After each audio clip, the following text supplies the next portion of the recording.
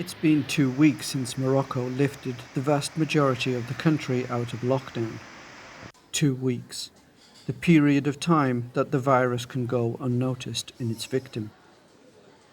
Wandering around Rabat now, you'd be forgiven for thinking that COVID-19 had never come to Morocco. All shops, cafes and restaurants are open for business. Public transport is running again. Life is almost back to normal. The lack of worry about the virus and the speedy return to normality is the reward for Moroccans after a grueling 3-month lockdown.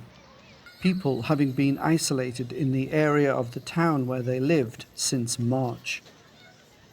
Most Moroccans are now allowed to roam without restrictions and are appreciating every moment of the freedoms and everyday activities that they once took for granted. Although the law still demands people keep 2 meters apart, social distancing has almost disappeared in the country. Moroccans are very tactile people, so enforcing such a rule was always going to be difficult.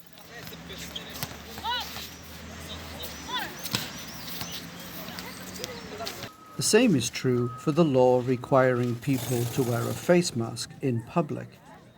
Despite a 300 dirham fine for not wearing one, the number of Moroccans who do wear a mask properly is becoming increasingly rare. In reality, the mask has become little more than a chin warmer or a cloth earring that dangles from the side of the head while smoking or speaking on a mobile phone. Even police and soldiers don't always wear their masks to set an example.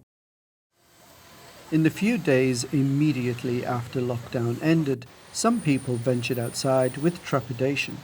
Their fears were understandable.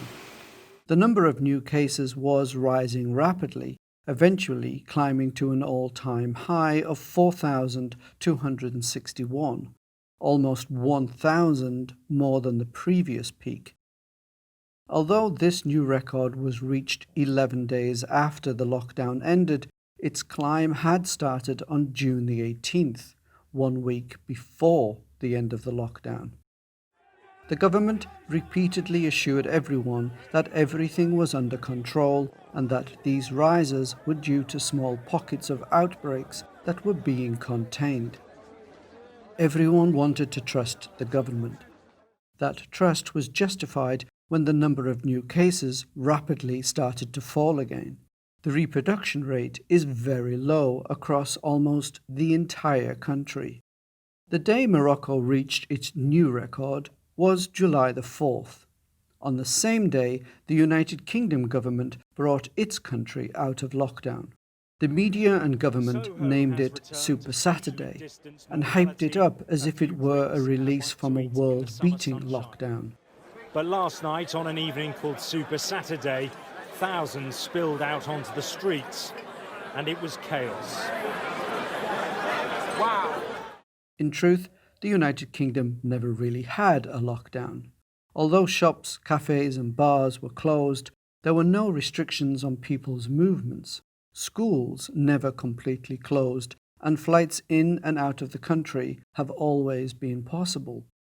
Unlike in Morocco, the people's trust in the British government is almost non-existent. Following a catalogue of broken promises and mistakes, from protective clothing that didn't protect, and a track and trace app that failed to track. The feel in Morocco is that the crisis is over. The thought of a second wave disappoints rather than scares Moroccans. They are confident that the government can handle this virus. The United Kingdom never really had a strategy to fight the virus. As a result, the country can expect the virus to be around for a long time to come. There is talk of a new normal. In contrast, the reality in Morocco is the old normal is making a very welcome and speedy return.